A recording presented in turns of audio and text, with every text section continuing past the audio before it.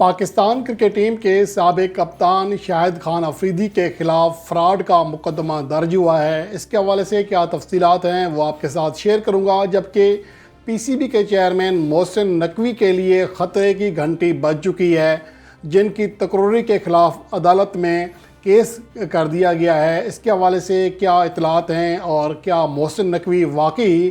غیر قانونی chairman P C B ہیں، اس کے اوپر بھی بات کرتے ہیں۔ اور اس کے علاوہ شاداب خان اور عامر جمال نے پاکستان سپر لیگ کی تاریخ میں وہ کارنامہ سر انجام دیا ہے جو کہ اب تک کوئی اور کھلاڑی سر انجام نہیں دے سکا۔ یہ تمام چیزیں ڈسکس کرتے ہیں اس رپورٹ میں، اور سب سے پہلے بات کرتے ہیں شاہد خان افریدی کی، جن کے اوپر 420 کا مقدمہ درج ہوا ہے۔ اور یہ دفعہ 420 کے تحت یہ ہوتا ہے کہ جب آپ کسی کے ساتھ فراڈ کرتے ہیں تو روات کے تھانے میں یہ مقدمہ درج ہوا، جس میں یہ کہا گیا، جس نے مدعی ہے اس نے یہ کہا کہ شاہد افریدی سمیت 10 لوگوں نے انہیں ترغیب دی کہ ایک کمپنی میں آپ انویسٹ کریں۔ جب اس نے انویسٹ کی اور جہاں پر کچھ دکانیں لیں، لیکن جب پتہ چلا پیسے دینے کے بعد کہ در حقیقت وہاں پر دکان ہی نہیں ہے، وہاں پر ایسی کوئی چیز جگہ بھی نہیں ہے جہاں پر امکان ہو، تو اس کی وجہ سے ان کے جو پیسے ہیں واپس کیے جائیں، اور 10 لوگوں کو نامزد کیا گیا ہے، جن میں شاہد خان افریدی کا نام بھی شامل ہے۔ اب اس کے حوالے سے شاہد خان افریدی کا فی الحال کوئی موقف سامنے نہیں آیا، اور نہ ہی جو میڈیا ہے اس کو زیادہ کوریج دے رہا ہے، لیکن یہ حقیقت ہے کہ اس کے حوالے سے جو کیس ہے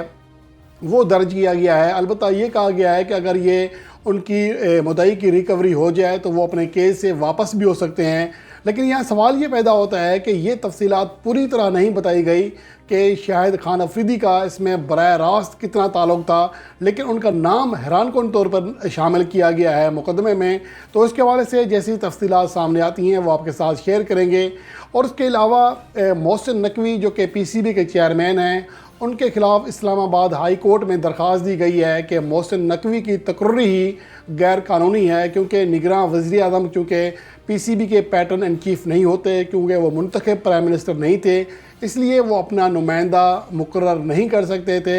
گورننگ بورڈ کا ممبر مقرر کیا تھا محسن نقوی کو۔ تو اب اس کے حوالے سے جو صورتحال ہے وہ بالکل کھل کر سامنے آ رہی ہے کہ محسن نقوی کے خلاف بھی آوازیں اٹھنا شروع ہو گئی ہیں، لیکن اہم بات یہ ہے کہ اسلام آباد ہائی کورٹ نے ابھی تک یہ فیصلہ ہی نہیں کیا کہ یہ درخواست قابل سماعت ہے یا نہیں ہے۔ اور جب وہ فیصلہ جج عامر فاروق جب فیصلہ دینے لگے تھے تو درخواست گزار کے وکیل نے کچھ کہنا چاہا تو جج صاحب کو غصہ آ گیا، اور ان کہا کہ اب میرے یہ فیصلہ لکھنے کے درمیان بولے، چلو جاؤ فیصلہ نہیں لکھتا، اب میرا انتظار کریں۔ تو اس رویے سے تو یہ لگ رہا ہے کہ شاید اب یہ درخواست کو قابل سماعت ہی قرار نہیں دیا جائے گا، لیکن دوسری جانب اگر اس کو دیکھا جائے تو یہ کیا قانونی نقطہ ہے یا نہیں ہے، تو یہ بالکل ہے، کیونکہ نگراں وزیر اعظم کبھی بھی پی سی بی کا پیٹرن ان چیف نہیں ہوتا۔ جنہوں نے تقرری کی ہے محسن نقوی کی وہ بھی غیر قانونی ہے، لیکن اصل چیز یہ ہے کہ یہاں پر کون سی چیز قانون کے مطابق ہو رہی ہے۔ جب سب اس چیز کو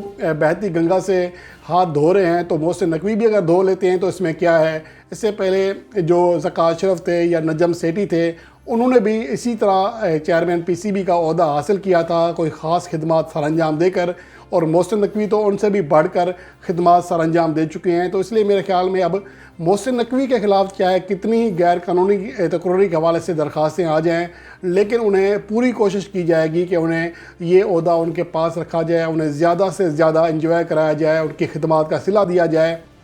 اور اس کے بعد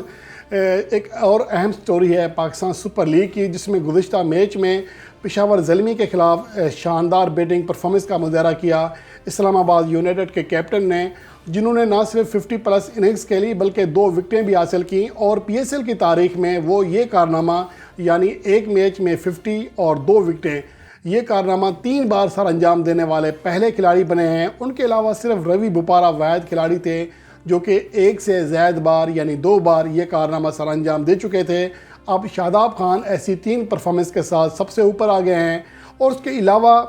کل عامر جمال جو کہ پشاور زلمی کے بیٹر ہیں، 7ویں نمبر پر کھیل رہے تھے، 49 گیندوں پر 87 رنز بنائے، اور دنیا کے ان ٹاپ 6 بیٹر میں شامل ہو گئے ہیں جنہوں نے 7ویں نمبر پر اتنی بڑی اننگز کھیلی ہے۔ اگر سب سے بڑی اننگز کھیلی جائے آل T20 میچز، جس میں تمام T20 لیگز، तमाम मकामी जो डोमेस्टिक T20 मैचेस होते हैं या फिर इंटरनेशनल मैचेस होते हैं उनको शामिल किया जाए। तो आंद्रे रसल ने 121 रन की इनिंग्स खेली हुई है, थिसरा परेरा ने 97 रन की, मोहम्मद नबी ने 89 रन की, रोज़ वाइटले ने 89 रन की और इसके अलावा आंद्रे रसल ने एक बार फिर 88 रन की शराकत कायम की है, जबकि उसके बाद आमिर जमाल ने 87 रन बनाए हैं। तो ये पाकिस्तान के सबसे ज़्यादा रन्स करने वाले खिलाड़ी बने हैं 7वें नंबर पर, और ये कारनामा आमिर जमाल ने गुज़श्ता मैच में सर अंजाम दिया। अब देखना ये है कि आने वाले वक्तों में आमिर जमाल अपनी बैटिंग कारकर्दगी को मज़ीद कितना बेहतर बनाते हैं, क्योंकि उनका जो T20 में रन रेट है वो तो शानदार है ही है, लेकिन बॉलिंग में वो बहुत ज़्यादा मार खाते हैं, जिसकी वजह से पाकिस्तान टीम में उनके सिलेक्शन के ऊपर सवालात मौजूद हैं। लेकिन आने वाले मैचेस में अगर वो अपनी बॉलिंग की ख़ास तौर पर जो इकनॉमी है उसको कंट्रोल कर लें तो फिर वो T20 वर्ल्ड कप 2024 के लिए पाकिस्तान के स्क्वाड में लाजमी शामिल हो जाएंगे।